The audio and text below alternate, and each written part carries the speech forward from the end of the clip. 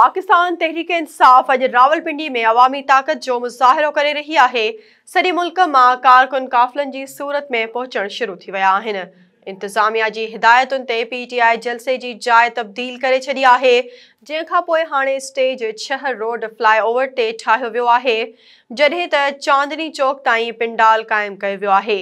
ज़िले इंतिज़ामिया पाकिस्तान तहरीक इंसाफ खे 26 नुक़्तनि ते जलसो करण जी इजाज़त ॾेई छॾी आहे, जंहिं मूजिबि पीटीआई खे अधु राति खां अॻु जलसे जो हंधु ख़ाली करणो पवंदो।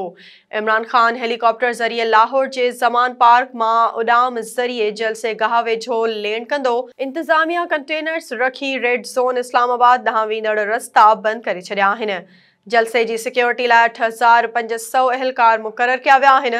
इंतिज़ामिया मूजिबि 56 शर्तुनि तहत पीटीआई खे हिकु ॾींहं लाइ जलसे जी इजाज़त ॾिनी वई आहे।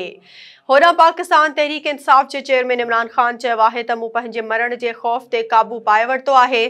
परॾेही रिसाले खे इंटरव्यू ॾींदे इमरान ख़ान चयो त मूंखे ख़बर हुई त जेकॾहिं मां सियासत में आयो आहियां त मुंहिंजी जान खे ख़तरो हूंदो।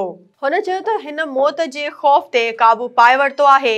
हमले खां पोइ लॉन्ग मार्च में ॿीहर शामिल थियण लाइ बेताब आहियां।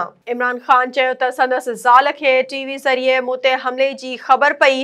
हुन सम्झो त मां ठीकु आहियां। हुन खे ख़बर न हुई त मूंखे 3 गोलियूं लॻियूं आहिनि।